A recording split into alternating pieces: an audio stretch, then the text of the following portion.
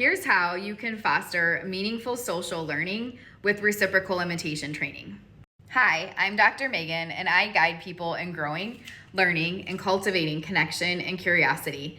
And today we have our final video, or at least for now, on imitation training and how we can move away from do this imitation training. I'm going to finally walk you through what reciprocal imitation training consists of. If you don't know, reciprocal imitation training, referred to as RIT, is an empirically supported intervention for building imitation skills, especially for autistic children. The very first component of RIT is pretty simple. You imitate the child. So whatever they're doing in their play, you're imitating those movements as long as they're safe. And you can do something that's called play casting, where you're commenting on what they're doing. You're not presenting demands, you're not asking them questions, you're just commenting about what you see happening. You're narrating the play, which is why it's called play casting. For example, if a child is spinning around in circles, you would spin around in circles with them, and you might say something like, "Ooh, fun, we're spinning. Spin, spin, spin. Here we go, spinning." And just label whatever it is that's happening as you spin. You might talk about if you're spinning fast or if you're spinning slow, but you're not trying to intersperse any sort of additional demands or commentary. Once you've established a back and forth interaction with the child, so they're spinning and you're spinning and they keep spinning and you keep spinning, then you can start to add in some models and gestures. So you might try varying things a little bit. You might spin really, really slow and say, "Ooh, I'm spinning slowly." And you might go really fast and say, "I'm spinning so fast," and just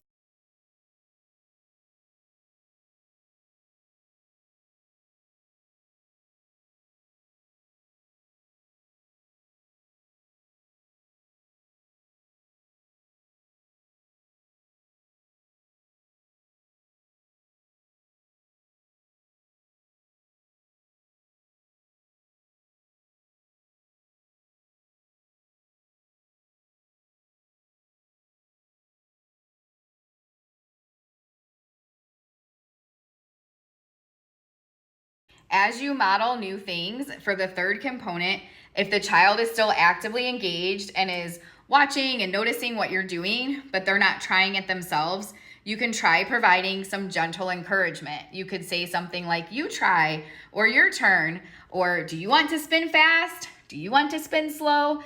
And if they're showing signs of wanting to do it, they're looking very intensely at you, they're reaching for you, but they seem to have a difficult time knowing how to do it, performing the actual action, you could offer help. You could say, "Oh, let me try to help you." And if they let you help by standing there and letting you and they're not resisting, then you can try to help them do whatever it is that you were modeling.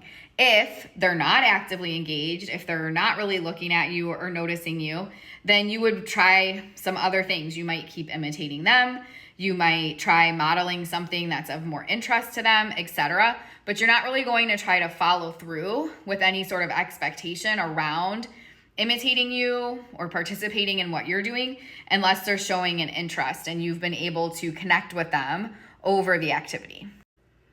If they participate in what you're modeling, so you're able to share that agenda, then you can also offer some encouragement and praise in a naturalistic way. So you might say something like, "Wow, this is so fun, we're spinning fast," or "Oh my goodness, I love spinning so slow," and just change up what you're doing. You might add in some tickles or high fives or just other exaggerated facial expressions, just like you would in any other type of interaction that you would have with a child the age of the child that you're working with. This can help, again, reinforce that interaction and make it more likely that you can have this little pattern going where the child is initiating, you're imitating them, now you're initiating and they're imitating you, and you're creating more of a reciprocal back and forth interaction instead of something that's just based off of the child's agenda.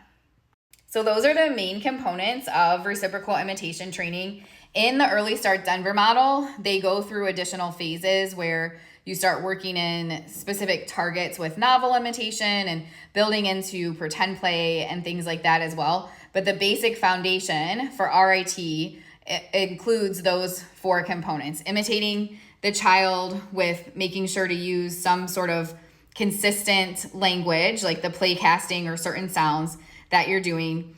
Once you have that back and forth, you're going to start initiating some of your own movements that are related to whatever it is that they're doing, and then encourage the child to participate with you if they're actively engaged. And then lastly, number 4, providing that encouragement and praise as you create this back and forth interaction. I hope you've enjoyed all of the content that we've been covering on imitation training over the past month. If you like this content, definitely give me a follow, and don't worry, we will be covering many other clinical topics and how you can do better in the field of behavior analysis.